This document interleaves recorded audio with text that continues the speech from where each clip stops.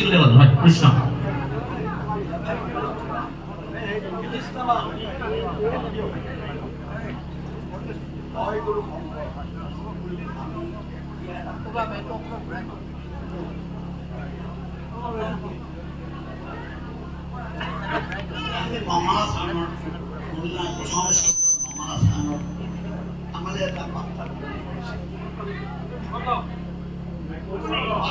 বাৰ্তাপালন কৰিছে তাতে আছে আমি চমুকে কৰিলে বাকী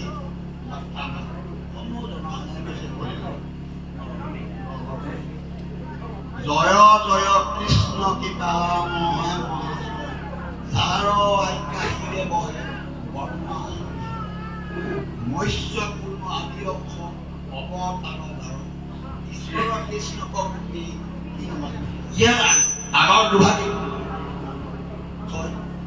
জয় জয় জয় কৃষ্ণ কৃপা জয় জয় কৃষ্ণ কৃপা ময় মহেশ্বৰ যাৰ আজ্ঞা হিৰে বহে ব্ৰহ্মা হৰি হৰ ভাবনাই ক'লে ব্ৰহ্ম মানে হৰ মানে শিৱ মাজতে হৰি আমাৰ অনন্ত কোটি ব্ৰহ্মাণ্ডৰ হৰি অধিকাৰী সেই হৰিৰ নাম সন্নিবিষ্ট হৈ গ'ল কোন হৰি হৰিয়ে যদি নিৰ্দেশ দিয়ে আদেশ দিয়ে ইয়াতে ক'লে ব্ৰহ্মা হৰি হৰ এতিয়া হৰিয়ে নিজে আকৌ হৰিয়ে পালন কৰে কথা পাতি আমি কিছুমানে আলোচনা কৰিছিলোঁ আমি এই বছৰ দিছিলোঁ লাগিব নোৱাৰিলে প্ৰাৰ্থনা কৰিছোঁ আমাৰ এই অসমক এই কাৰ্যশালী কৃষ্ণ কৃষ্ণ আমি ৰান্ধনি বাপ লগতে ভিতৰণি বাপসকলক আমি সেৱা ল'ব কাৰণে অকল হৈ যদি যাওঁ কৃষ্ণ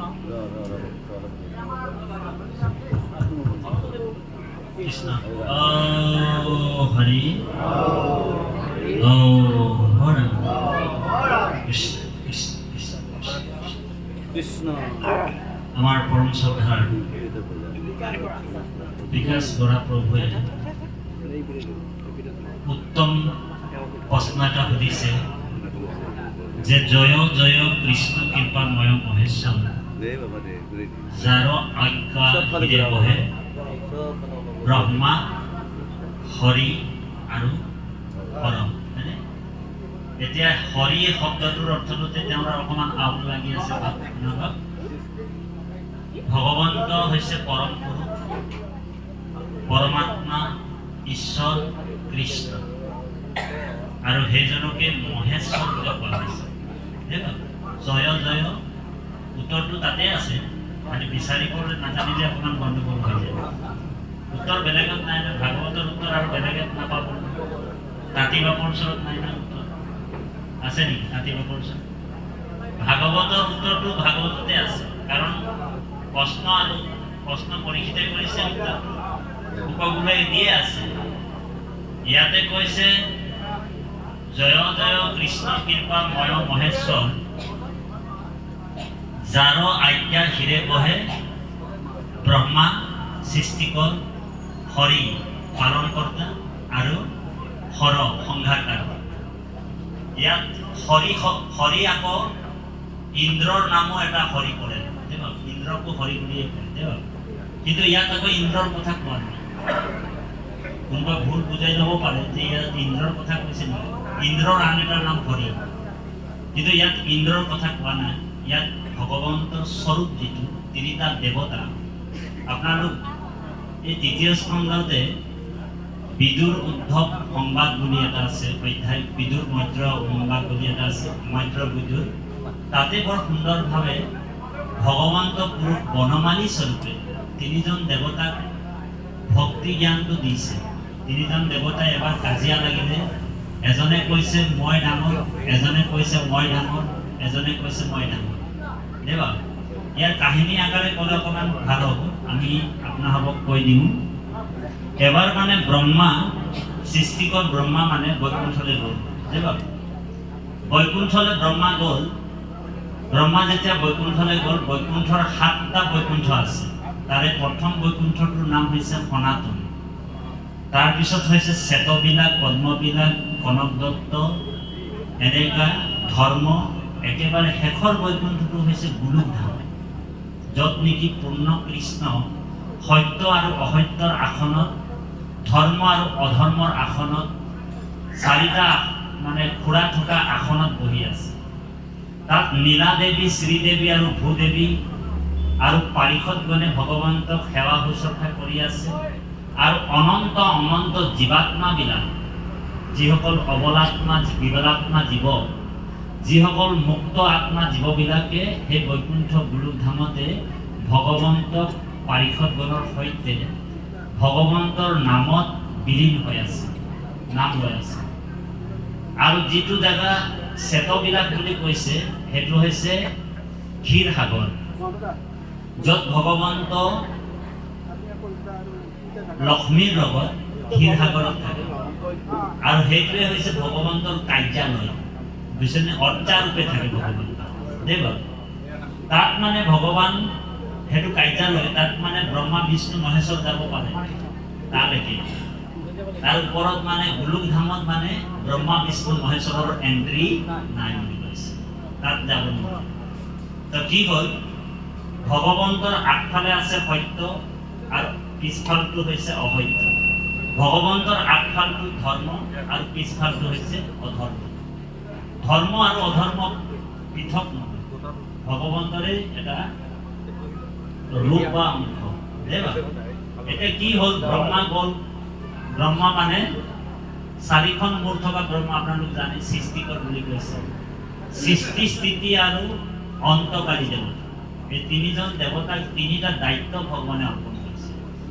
যেনেকৈ এখন কোম্পানীত যদি কাৰোবাক মেনেজাৰ ৰাখে, কাৰোবাক আপোনাৰ ছুপাৰভাইজাৰ ৰাখে, কাৰোবাক চকীদাৰ ৰাখে, ঠিক এই তিনিজনক মানে তিনিটা দায়িত্ব দিছে।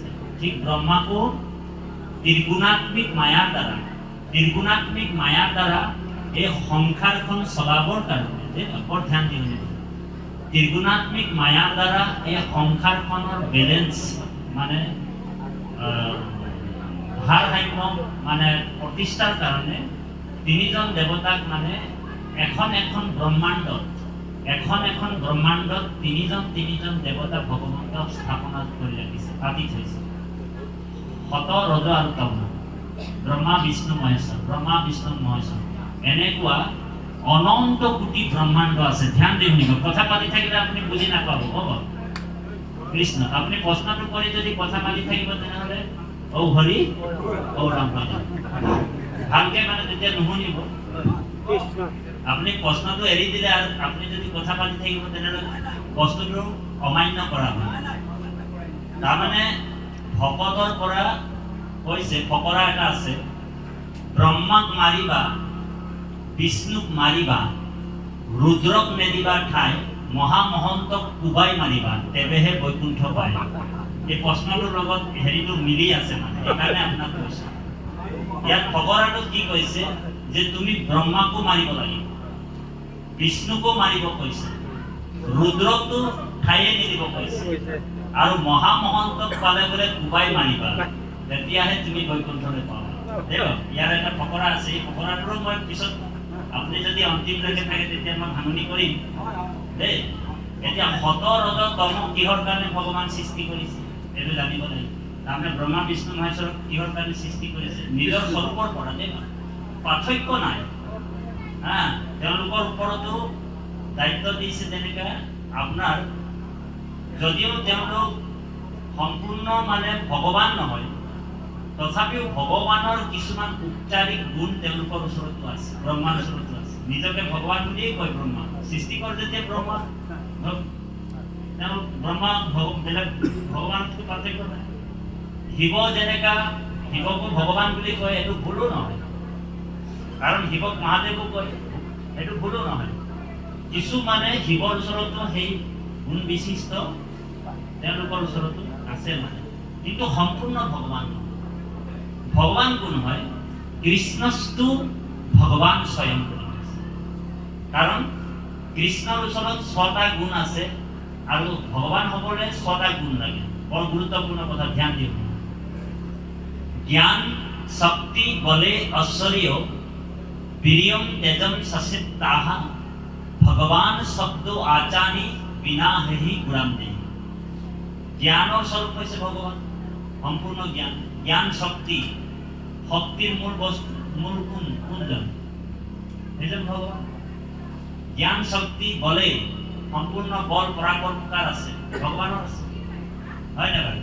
কাৰণ আপোনালোক চিন্তা কৰিব, কৃষ্ণ আছিলে 7 বছৰৰ, 7 বছৰৰ শিশুটো কেৰা আঙুলিতে গোবৰ্ধন পৰ্বতটো সামান্য কথা নেকি বাৰু? 7 বছৰৰ শিশুটো গোবৰ্ধন পৰ্বত দাঙি দিলে, কোনোবা দেৱতাই পাৰিলে নেকি আজিলৈকে? কিমান কিমান কিলোমিটাৰ দীঘল পৰ্বতটো 9 দিন ধৰি ৰাখিছে, হয়নে? সেইকাৰণে ভগৱন্তৰ নিচিনা বল কাৰো নাই। জ্ঞানৰ স্বৰূপ ভগৱান হয়। কেনেকে জ্ঞানৰ স্বৰূপ? শ্ৰীমদ ভাগৱত গীতা কুৰুক্ষেত্ৰ মহাসমৰত ভগৱান 45 মিনিটতে গীতা শেষ কৰি দিয়ে। কিন্তু গীতাৰ যিটো মূল তত্ত্ব জ্ঞানটো আজিলৈকে পৃথিৱীৰ কোনো ভাল ধৰণে পাৰমাৰ্থিক দৰ্শনটো ল'ব পৰা নাই, পাৰিছে নেকি? তেনেহ'লে ভগৱন্ত জ্ঞানৰ স্বৰূপ বুলি কৈছে।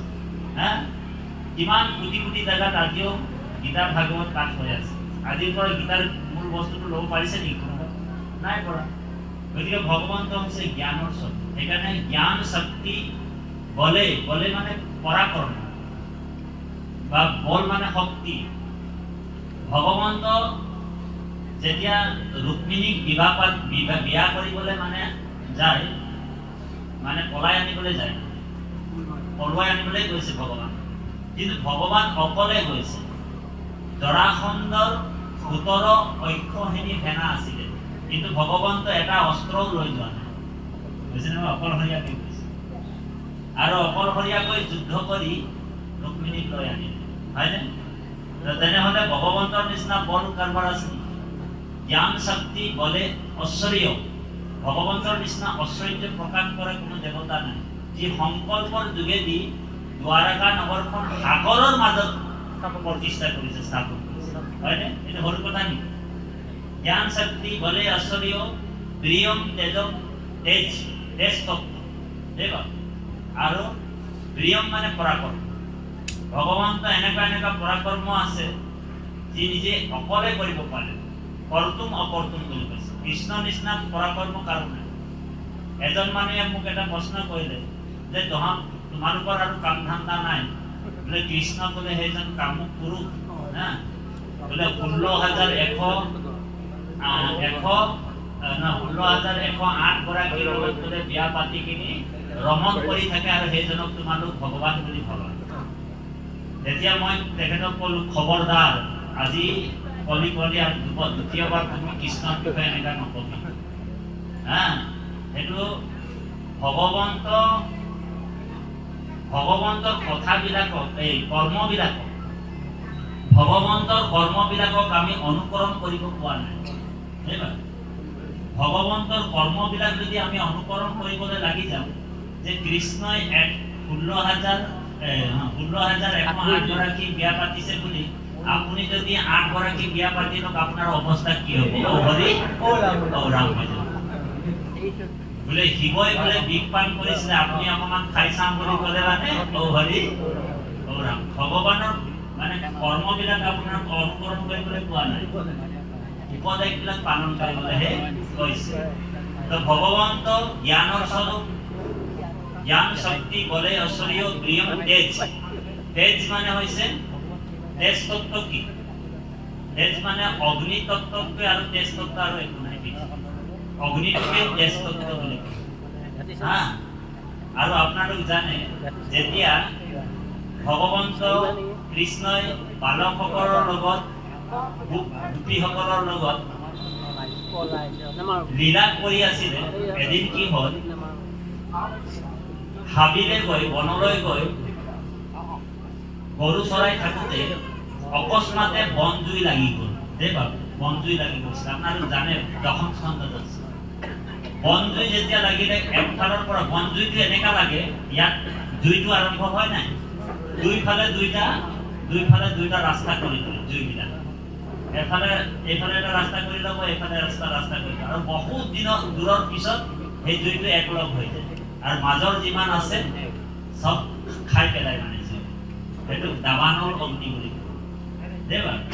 সেইটো মানে কেতিয়াবা বাঁহৰ বহন কৰিলেও এই অগ্নিটো উৎপন্ন হয়। এবাৰ কি হ'ল, ভগৱন্ত তাতে গোপগুপনি গৰুসকলক মানে আপোনাৰ চৰাই থাকোঁতে এবাৰ দাবানল অগ্নি লাগি গ'ল, জুই লাগোতে কি হ'ল, ভগৱন্তক কি কৰিলে, যেতিয়া গোপগুপনিসকলে কৈছে ত্ৰাহিমাং মধুসূদন পাহিমাং মধুসূদন, যেতিয়া কৃষ্ণৰ চৰণত শৰণাত ৰখিলে, তেতিয়া ভগৱন্তই কি কৰিলে, সেই তেজ তত্ত্ব অগ্নিক, দাবানল অগ্নিটোক পানীৰ নিচিনা পি কিনি খাই পেলালে। পাৰিব নেকি কোনোবা দেৱতা অগ্নিক? সেইকাৰণে সেইজন হৈছে পৰম ঈশ্বৰ ভগৱান কৃষ্ণ দেৱা। তো এতিয়া কথা হ'ল, ব্ৰহ্মা এদিন গ'ল বৈকুণ্ঠলৈ, কৃষ্ণক মানে দৰ্শন কৰিব। দুৱৰীটোক সুধিছে যে ভগৱানক মই লগ কৰিবলৈ আহিছো, কৈ দিব। লাইনটো আহিলে নেকি? লাইন আহিলে নেকি?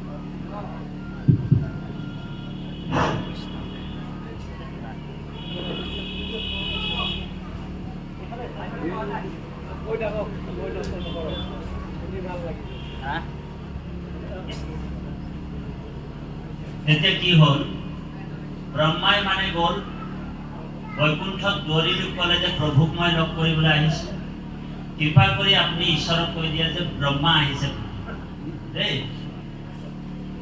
তাৰপিছত দুৱৰীটো গ'ল, 7টা বৈকুণ্ঠ পাৰ হৈ কৃষ্ণক লগ কৰিলে আৰু কৈছে যে প্ৰভু, আপোনাক লগ কৰিবৰ কাৰণে 4টা মূৰ থকা কোনোবা এজন মানুহ আহিছে, নিজকে ব্ৰহ্মা বুলি পৰিচয় দিছে। এতিয়া ভগৱানে কৈছে দুৱৰীটো যে কোনখন ব্ৰহ্মাণ্ডৰ ব্ৰহ্মা আহিছে, হৰি কোনখন ব্ৰহ্মাণ্ডৰ ব্ৰহ্মা আহিছে, এই কথাটো মানে ব্ৰহ্মাই শুনি আছে। যেতিয়া কোনখন ব্ৰহ্মাণ্ডৰ ব্ৰহ্মা আহিছে বুলি কৈ দিলে, এই কথাটো ব্ৰহ্মাৰ কাণত পৰি গ'ল। আৰু যেতিয়া ব্ৰহ্মা ভিতৰলৈ গ'ল বৈকুণ্ঠলৈ, ভগৱন্তক স্তুতি কৰিলে। ব্ৰহ্মাৰ স্তুতিটো কেনেকুৱা, ভগৱন্তক স্তুতি কৰিছে ব্ৰহ্মাই, কি বুলি স্তুতি কৰিছে আপোনাৰ